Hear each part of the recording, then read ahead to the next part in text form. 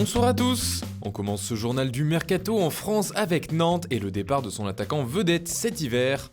En effet, selon nos informations, il ne resterait que quelques petits détails à régler pour qu'Emiliano Sala soit transféré à Cardiff contre 20 millions d'euros. Sauf retournement de situation, l'Argentin signera un contrat de 3 ans et demi avec le club gallois. Ce vendredi, Sala se rend ainsi à Cardiff pour passer sa visite médicale. En conférence de presse, le départ du buteur nantais a été confirmé par Vahid Halilhodžić. Emilio Sala, hier soir, ils m'ont téléphoné, ils ont trouvé d'accord, il va partir. Lui m'a demandé permission, cette fois, pour aller là-bas, à 1h05 de nuit, au message. Je n'ai pas rien répondu. À Paris, on s'active aussi. D'après la presse italienne, le PSG aurait fait une offre de 35 millions d'euros au Zénith Saint-Pétersbourg pour enrôler Leandro Paredes.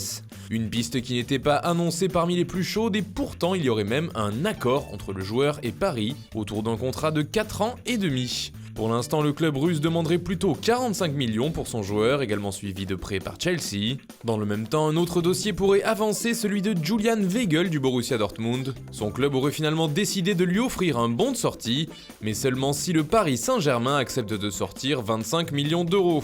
Du côté de l'AS Saint-Etienne, comme l'hiver dernier, on cible des joueurs expérimentés qui ont déjà bien connu la Ligue 1, et cette fois ce serait Yohan Cabaye qui serait pisté par les Verts.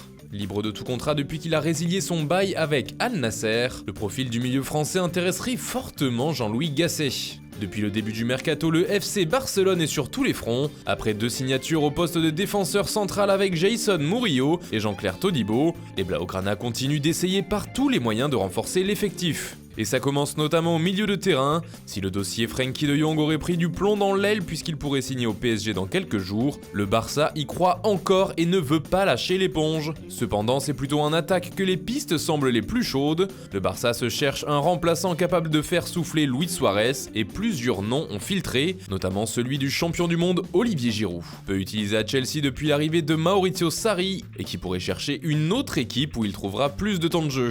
Toutefois, l'agent du buteur des Blues a expliqué à Foot Mercato que pour l'instant, il n'avait eu aucun contact avec le club catalan. Autre piste souvent évoquée à Barcelone, celle d'un autre joueur de Chelsea, Alvaro Morata. Il serait toujours présent dans la shortlist pour renforcer l'attaque du Barça, mais Chelsea pourrait demander un gros chèque en échange du buteur espagnol, car le club londonien avait dépensé environ 65 millions d'euros pour le faire venir. D'autres noms comme Fernando Llorente ou encore Christian Stuani ont également été évoqués, et aux dernières nouvelles, c'est le dossier Carlos Vela qui serait le plus avancé. En effet, selon la presse catalane, il y aurait même un accord avec l'attaquant du Los Angeles FC. Celui-ci reposerait sur un prêt de 6 mois, avec possibilité d'inclure une option d'achat en fonction des performances de Vela. Cependant, les dirigeants du FC Barcelone négocieraient en parallèle avec un prestigieux attaquant dont le nom n'a pas encore filtré pour l'instant. Ce joueur aurait des difficultés dans son équipe actuelle et serait lui la cible prioritaire. Mais pour l'instant, le mystère reste entier sur ce buteur de gros calibre qu'essaye d'engager le Barça.